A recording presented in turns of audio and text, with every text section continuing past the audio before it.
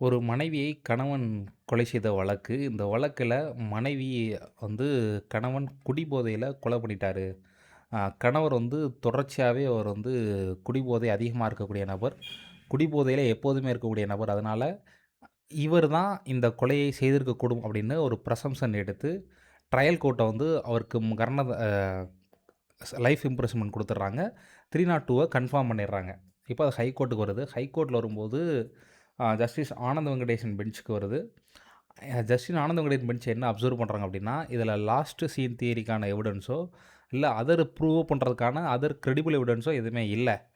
காமனா பிரசம்ப்ஷன வந்து ஒரு ஹஸ்பண்ட் வந்து ட்ரங்கார்டா இருக்கிறாரு. அதாவது குடிபோதைக்காரரா இருக்கிறாரு. மட்டும் வந்து ஹஸ்பண்டுக்கும் ஒய்ஃபுக்கும் ரிலேஷன்ஷிப் சரியில்ல அப்படின்ற காரணத்தினாலேயே, இவர் தான் அந்த கொலையை செய்திருப்பார்ன்ற ஒரு முன்முடிவுக்கு வர முடியாது.